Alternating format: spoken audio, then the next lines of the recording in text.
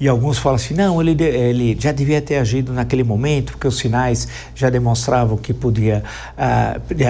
banco estava em situação muito difícil, havia denúncias disso, daquilo, créditos podres comprados ali, acolá.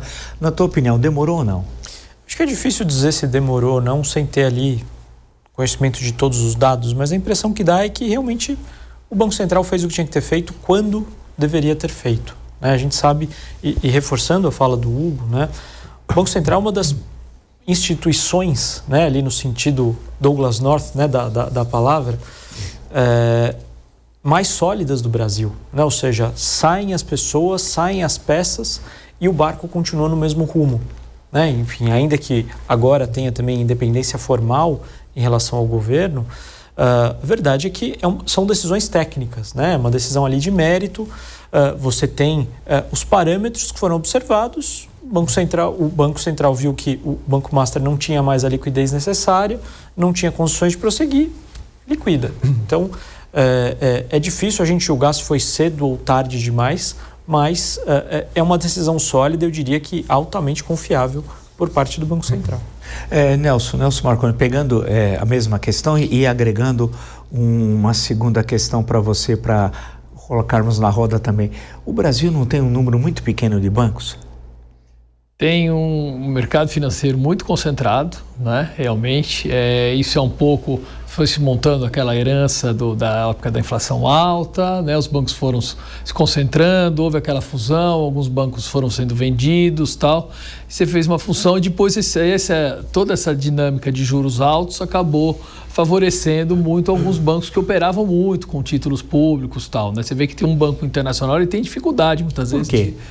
De se estabelecer aqui, porque ele tem outra lógica de financiamento. Aquele, por exemplo, HSBC, né, se não me engano, entrou aqui e saiu. O que acontece? Porque eles não gostam do Brasil? Tem alguma coisa? Não sei se eles não gostam do Brasil, mas aí funciona uma coisa que é justamente quando você tem poucas organizações num mercado. Sim. E elas atuam conjuntamente, elas fazem o possível para evitar que entrem novos competidores. Isso claramente é o que acontece, né? Que é o que a gente chama de um cartel, né? E no caso do sistema financeiro, isso parece que é muito claro aqui pelo grau de concentração que você tem.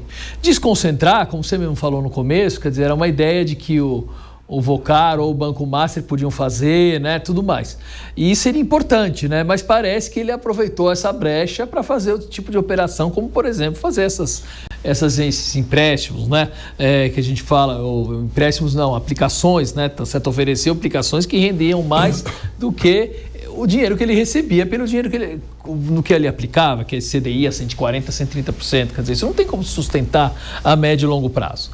E vendo como é que ele estava fazendo as operações, quer dizer, o Banco Central podia. É difícil, eu concordo com vocês, plenamente dizer, mas assim, é uma coisa que já estava levantando, de certa forma, a atenção de todo mundo. Acho que a sinalização... Né? Demorou? Na tua opinião, demorou? Eu vou passar o próximo. Como eu digo aqui, é difícil dizer, mas eu entenderia que demorou um pouco, pelo menos, por toda a movimentação que já existia no mercado, e o mercado mesmo esperava que isso fosse acontecer. Tinha fumaça. Né? Já tinha fumaça. Então, de certa forma, o órgão regulador, eu concordo que ele é muito competente, eu concordo que ele tem um corpo técnico muito adequado, mas ele podia ter se antecipado um pouco. Hugo. O que eu, complementando aqui a análise, né, o que eu considero como ponto fundamental da liquidação foi a tentativa de transação com o BRB. Aí foi onde caiu ali o castelo de cartas e que o Banco Central falou, não dá. Né, porque nitidamente era uma operação para ele se livrar daquele ativo e falar, vou pegar aqui e vou passar a batata quente para outro. O que são créditos podres? E de uma forma muito rudimentar, como você não falou, né? Fraude, e o que eu acho ainda mais, utilizando aqui né, o acadêmico, né, ou seja, né, incisivo, é que foi uma fraude com zero sofisticação, ou seja, não tinha nenhum interesse ali em esconder o que estava acontecendo. Né? Meu querido filho Raul, de 9 anos, que está me assistindo em casa, que foi para a 4ª série do primário ano que vem, que é bom de matemática, se eu der um balanço para ele ali do banco, mas na época, com certeza, ele ia falar, papai, aqui não dá para ter um banco, né? Até muito melhor aí que muito deputado federal aí em Brasília. Mas, de fato, um crédito podre, né? O que é um crédito podre? Tudo na economia tem que ter lastro. Né? Quando você fala de economia, você tem que ter lastro de alguma forma. Se você, na época que nós tínhamos cheque, né? a gente passava cheque, ou seja, se eu dava um cheque, eu tinha que ter saldo na conta.